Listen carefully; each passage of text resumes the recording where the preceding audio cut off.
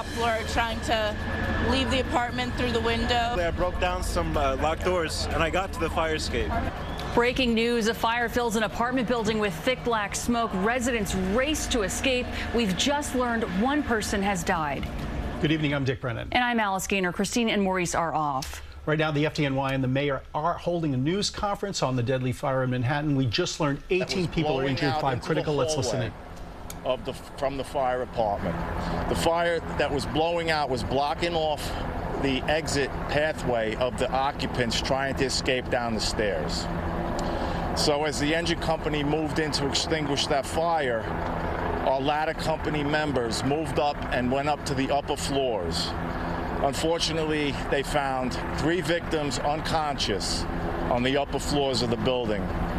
All of the victims were quickly removed and brought down to awaiting EMS members who administered advanced life-saving care and took them off to area hospitals. One of the firefighters who went over on the rope is a probationary firefighter with less than 1 year on the job.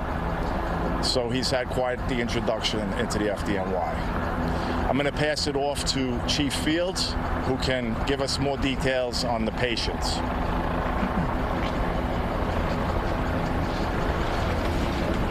Good afternoon. EMS units on scene treated a total of 18 patients. 12 were transported to area hospitals. 5 of those 12 were critical patients. 1 succumbed to their injuries at the hospital. The paramedics, as everybody's saying right now, did a phenomenal job once fire operations brought the patients out to extend life and get people to the area hospitals so they can get continued care. 2 officers. Yeah, Now I want to introduce you to the 2 firefighters who went over, 2 of the 3 that went over on a rope and rescued people from the upper floors of the building. Come on. Tell them your name. Thank you. My name is probationary firefighter Jason Lopez. Upon arrival to the fire, we got reports of victim hanging out of the foresight of the building. We made our way up to the roof, and once I went over the parapet, looked over the parapet and showed them not to jump, that we're coming down to rescue them. This is the same drill that we work on every Monday with the truck and every Tuesday with the engine. It all starts back to the FDNY Academy at the Rock, all the training with the rope. I'd like to thank them as well. I'd like to thank the Harlem Hilton as well, 6928, for all the training that we do at the firehouse. We always train like the real thing, so when the real thing happens, we know what we're doing. I also like to thank the firefighter to my right, Katso, firefighter Katso, who lowered me, trusted him with my life. This is an evolution that we do every week at the firehouse, and it's just like we train. Thank you. Cuando llegamos al fuego, ellos lo dijo a nosotros que había gente girándose por fuera de la ventana en el lado 4 del edificio, que es el lado a la derecha. Había 3 gente en la ventana y cuando llegamos ahí notamos que había gente mirando por la ventana, y cuando subimos para el rufo le dijimos que no brinque, que lo vamos a rescatar, y pusimos la soga de rescate para usar como nosotros entrenamos en la casa de fuego.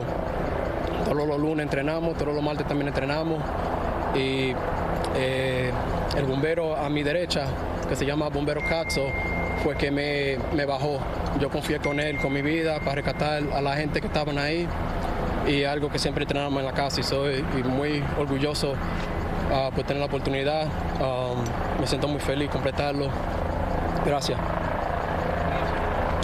Open up to any questions? Yeah. Hi, I'm Monica. I'm from WIMS.